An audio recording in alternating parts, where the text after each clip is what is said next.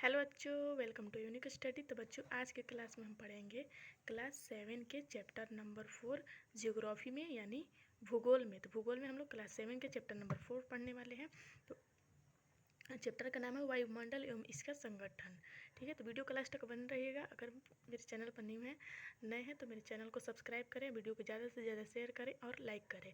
तो क्लास को स्टार्ट करते हैं। सीमा, सुरेश, राधा एवं रमेश मैदान में खेल रहे थे।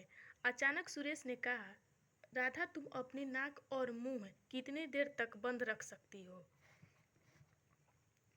राधा ने कहा, मैं अभी ऐसा करके दिखाती हूँ।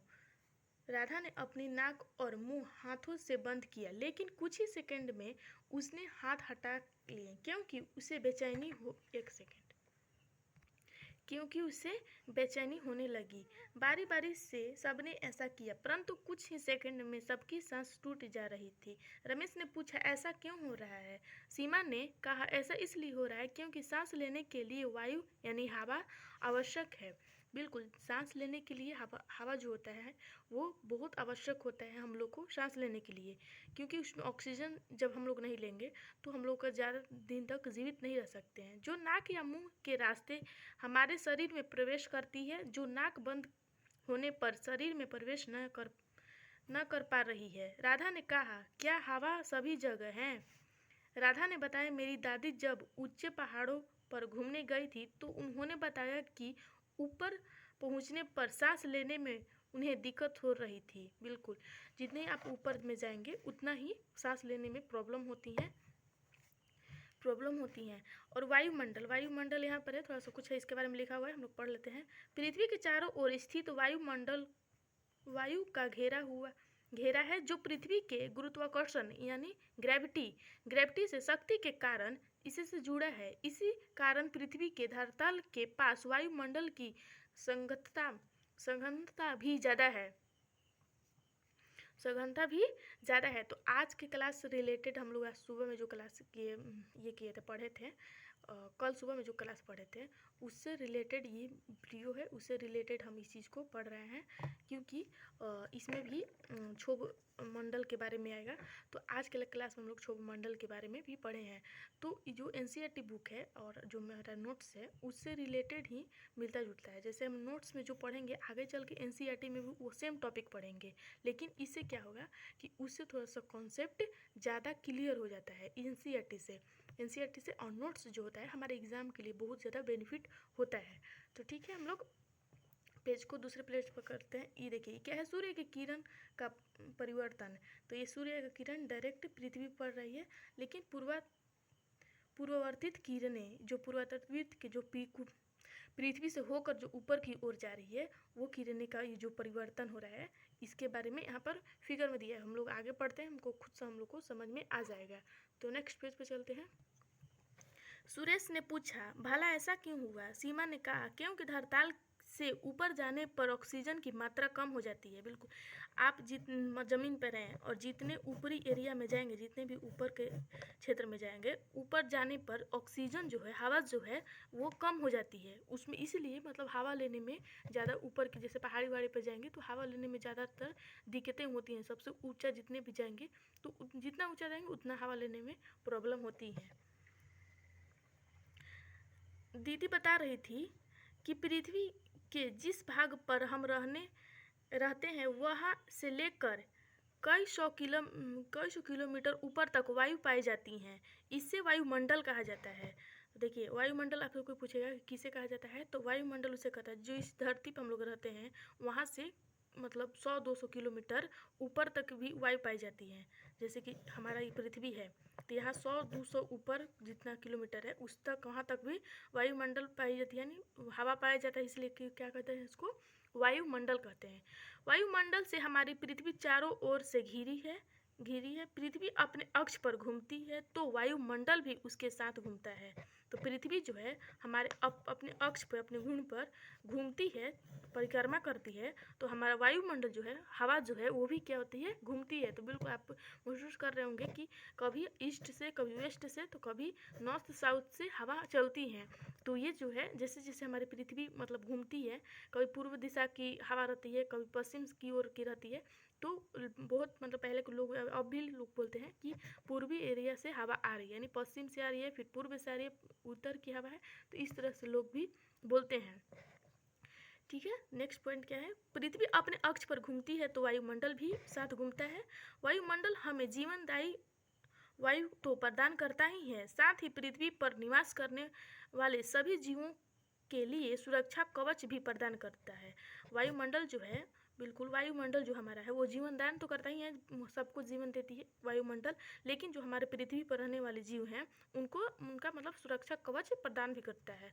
रमेश ने कहा, मैंने पढ़ा है कि जब सूर्य की किरणें पृथ्वी पर आती हैं तो इसका कुछ भाग ही पृथ्वी पर पहुंचता है। बिल्कुल, जब सूर्य के यहाँ पर देखिए पृथ्वी है, ठीक, और यहाँ पे सूर्य है, तो इनका इसका जब पृथ्वी के सूर्य का जो प्रकाश है वो पृथ्वी पर आ रही है तो एक ही वाला क्षेत्र पर आएगी, इधर वाला क्षेत्र पर नहीं आएगी, इसी क्षेत्र पर आती है, मतलब आधे वाले क्षेत्र पर आएगी, आधे वाले क्षेत्र पर नहीं आएगी। तो जिस क्षेत्र पर सूर्य की किरण आ रही है उस क्षेत्र पर क्या होता है, रात दिन होती है, और जिस क्षेत्र पर नहीं आती है तो उस क्षेत्र से क्या होती है, उस समय यहाँ पर क्या होता है, रात होती है। यदि वायुमंडल नहीं होता तो सूर्य की हानिकारक किरणें पृथ्वी पर पहुंच जाती है, जिससे पृथ्वी का तापमान इतना अधिक हो जाता है कि यहाँ रहना भी मुश्किल हो जाता है। वायुमंडल से पृथ्वी पर पहुंचने वाली किरणें को धरातल ग्रहण कर कुछ किरणों को पुनः परिवर्तित कर लौटाने लगती है, तब यह वायुमंडल उसमें कुछ किरणों को पृथ्वी पर ही रोक देता है। वायुमंडल के कारण ही पृथ्वी पर परावर्तित किरणें पुनः अंतरिक्ष में लौटने में अधिक समय लगाती है, जिससे पृथ्वी के तापमान को रहने योग्य बनाता है। अगर ये किरणें पृथ्वी से परिवर्तित होकर अंतरिक्ष में लौट जाती तो पृथ्वी इतनी ठंडी हो जाती कि सब कुछ जम जाता। बिल्कुल, जब पृथ्वी की जो किरणें की वजह से मतलब जो हमारा जो तापमान है, जो हवा है और जो टेम्परेचर है, उसके वजह से अगर हमारी पृथ्वी का जितनी हवा है वो लौट जाती तो किरणें लौट जाती, तो जितने मतलब पृथ्वी पे हवा आ रही है, ठंडी हो रही है, उस चीज़ से हमारी जो पृथ्वी वो ज़्यादा जम जाती, मतलब ठंडा हो जाती। किरणें आती है तो, किरणें नहीं आती तो, किरणें आ रही हैं तो उसकी वजह से हमारी जो पृथ्वी है वो ठंडा गर्म होता रहता है। सीमा बोल उठी, मेरी दीदी कह रही थी कि जब हम कभी आकाश में बादल होते हैं तो हमारे यहाँ तापमान अचानक बढ़ जाता है। ऐसा इसलिए है क्योंकि सूर्य की जो किरणें प्रवाहित होकर अंतरिक्ष में जाने लगती है तो वे बादलों के कारण रुक जाती है और पुनः यह पृथ्वी पर लौट जाती है, जिससे हमारा वातावरण अपेक्षाकृत अधिक गर्म हो जाता है। बिल्कुल, आप जिस घर में बंद है, ठीक है, आप एक घर में सपोज बंद है और वहाँ पे चारों तरफ से पूरा मतलब एक छोटा सा घर है और चारों तरफ से बहुत सारा सामान है, बहुत ज़्यादा सामान है, और वहाँ का जो मतलब एरिया है, वहाँ का ये जो एरिया है वहाँ से गैस निकलने की मतलब माध्यम नहीं दिया रहेगा, तो आपको वहाँ पर बहुत ज़्यादा गर्मी लगेगा ही। तो जस्ट यहाँ पर भी यही बात है कि पृथ्वी पे जो मतलब बादल जब पूरा घिरती है तो यहाँ का जो गैस है जो गर्मी है वो बाहर निकलने का एरिया जो मतलब वहाँ से रुक जाती है, तो इसलिए बादल होने के कारण पृथ्वी पे ज़्यादा गर्मी हो जाती है, मतलब होने लगती है। तभी राधा ने पूछा, पृथ्वी का ऊंचाई वाला भाग पर्वत पहले गर्म होता है या तल वाला भाग अर्थात मैदान है? मतलब राधा का क्वेश्चन था कि पृथ्वी की ऊंचाई वाला भाग पहले गर्म होता है या पर्वत के पहले वाला या तल वाला यानी मैदान की भाग जो होता है वो सबसे पहले गर्म होता है। नेक्स्ट पेज पर चलते हैं। सुरेश बोल उठा, सूर्य की किरण जब पृथ्वी पर पहुंचती है तो पहले पर्वत पर पहुंचती है, बाद में मैदान पर, इसलिए पहले पर्वत गर्म होना चाहिए, किंतु ऐसा नहीं होता। यह वायुमंडल ऊपर से नहीं बल्कि नीचे से गर्म होता है। जब धरती को ठोस धरातल गर्म होता है तो उसके संपर्क वाले वायुमंडल की परतें पहले गर्म होती हैं एवं उत्तरोत्तर ऊपर की ओर गर्मी प्रवाहित होती रहती है। स्पष्ट है कि जैसे जैसे हम ऊपर की ओर जाते हैं गर्मी कम हो जाती है। वायुमंडल का संगठन। शाम शाम घिर आई थी। सभी बच्चे घर की ओर जा रहे थे। तभी एक गुब्बारे वाला उधर से गुजरा। बच्चों ने गुब्बारे खरीदे। सीमा ने भी गैस वाले गुब्बारे खरीदे। उसका गुब्बारा हवा में ऊपर उड़ रहा था। रमेश ने पूछा, मैं जब गुब्बारा फुलाकर हवा में ऊपर करता हूँ तो यह ऊपर की ओर क्यों नहीं जाता? सीमा ने राधा से पूछा, राधा तुम बताओ तो। राधा ने कहा, मुझे नहीं पता। सुरेश ने बोला, मैं बताता हूँ। देखो, जब मुंह से हवा भरते हैं तो गुब्बारे में कार्बन डाइऑक्साइड गैस भरती है, जबकि गैस वाले गुब्बारे में हाइड्रोजन गैस होती है। तो जब हम लोग मुंह से गुब्बारे को फुलाते हैं तो उसमें क्या होती है, कौन सी गैस पाई जाती है? कार्बन डाइऑक्साइड भरती है। और जब वही गुब्बारे हम लोग गैस वाले से फुलाते हैं, मतलब जो गैस मतलब गुब्बारे फुलाने वाले मशीन से फुलाते हैं, तो उसमें क्या होती है? हाइड्रोजन होती है, हाइड्रोजन गैस होती है। चूँकि हाइड्रोजन गैस ऑक्सीजन व कार्बन डाइऑक्साइड हवा से हल्की है, अतः वह ऊपर की ओर उठती है। तो हाइड्रोजन गैस जो है ऑक्सीजन व कार्बन डाइऑक्साइड से हल्की है, इसलिए क्या होती है? वो ऊपर की ओर उड़ती है, उठ जाती है। राधा ने पूछा, वायुमंडल में कौन कौन सी गैसें हैं? वायुमंडल में गैसों का वितरण, तो नाइट्रोजन है जो 73% होती है, 73.03%।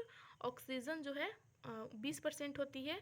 आर्गन जो होती है 0, तो सबसे ज़्यादा होती है नाइट्रोजन, फिर उसके बाद ऑक्सीजन, फिर उसके बाद लेस देन होता है। कार्बन डाइऑक्साइड भी होता है, हाइड्रोजन, हीलियम और आर्गन और कुल होते हैं। सब कुल मिलाकर कितना होता है? 100%। लेकिन सबसे ज़्यादा हमारा वायुमंडल में जो गैस पाया जाता है वो है नाइट्रोजन, जो 78% पाई जाता है। नेक्स्ट पेज पे चलते हैं। संघनन वह प्रक्रिया है जिसमें जलवाष्प सूक्ष्म कणों के आसपास एकत्रित होता है, जिनसे बाद में विसरण होती है और घनन कहलाता है। सीमा बोली, वायुमंडल में कई गैस उपस्थित हैं, जिनमें नाइट्रोजन की मात्रा सर्वाधिक 78% है, जबकि ऑक्सीजन की मात्रा 20% है। इसके अतिरिक्त carbon dioxide, helium, ozone, argon एवं हाइड्रोजन भी वायुमंडल में पाए जाते हैं। इसके अलावा सूक्ष्म धूलकण पाए जाते हैं जो संघनन प्रक्रिया में महत्वपूर्ण भूमिका निभाते हैं। वातावरण में इस गैसों का प्रभाव नजर आता है। कार्बन डाइऑक्साइड,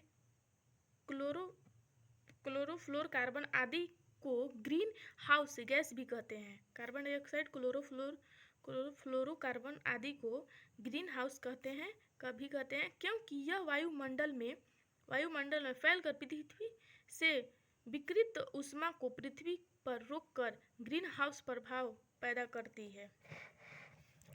राधा ने कहा, मैंने सुना है कि कार्बन डाइऑक्साइड गैस की बढ़ती मात्रा के कारण काफ़ी दिक्कतें हो रही हैं। रमेश ने कहा, बिल्कुल ठीक है, परंतु कार्बन डाइऑक्साइड की उपस्थिति में ही पेड़ पौधे प्रकाश संश्लेषण की क्रिया द्वारा भोजन बनाते हैं, जिसके कारण पर्यावरण की पूरी खाद्य श्रृंखला एवं अंततः हमारा जीवन संभव है। बिल्कुल, कार्बन डाइऑक्साइड से ही हमारा जीवन भी संभव है, पेड़ पौधा भी उगती है उसी की वजह से। कार्बन डाइऑक्साइड अगर पेड़ पौधा में नहीं ये होगी तो पेड़ पौधा मूर्छित हो जाएगी और उसमें पेड़ पौधा का विकास नहीं होगा। हमारा जीवन भी उसी पर है।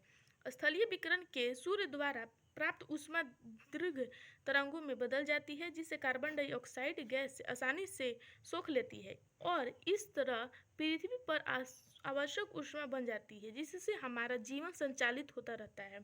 वर्तमान समय में हमारी आधुनिक जीवन शैली के कारण वायुमंडल में कार्बन डाइऑक्साइड की मात्रा अत्यधिक वृद्धि हो रही है। अत्यधिक मात्रा में स्थलीय विकिरण की ऊष्मा को कार्बन डाइऑक्साइड गैस सोख लेती है। इसी कारण भूमंडलीय तापमान में वृद्धि हो रही है और जलवायु की दशाओं में भी परिवर्तन नजर आ रहा है तथा भूमंडलीय तापमान हो रहा है। मतलब कि हमारे जो हमारे जो ये आधुनिक जीवन का जो ये है वायुमंडल में कार्बन डाई की मात्रा ज़्यादा बहुत ज़्यादा में वृद्धि हो रही है, मतलब अधिक मात्रा में बढ़ रही है। इसके कारण से जो स्थलीय जीवन है वो हमारा वो उसमें गैसों अपने आप मतलब गैस सोख ले रही है। इसलिए जो भूमंडलीय तापमान में इसलिए भूमंडलीय तापमान में भी इसी के कारण भूमंडलीय तापमान में भी वृद्धि हो रही है और जलवायु का जो दिशा है वो परिवर्तन नज़र आ रही है, मतलब सुधार नज़र आ रही है। राधा ने पूछा इससे क्या परेशानी होगी। सीमा ने बताया इससे पृथ्वी के तापमान में बढ़ोतरी तो हो ही रही है, जिसमें ध्रुव पर तथा ऊंचे भागों में जमी बर्फें पिघल रही हैं। फलस्वरूप समुद्र के जल स्तर में वृद्धि हो रही है।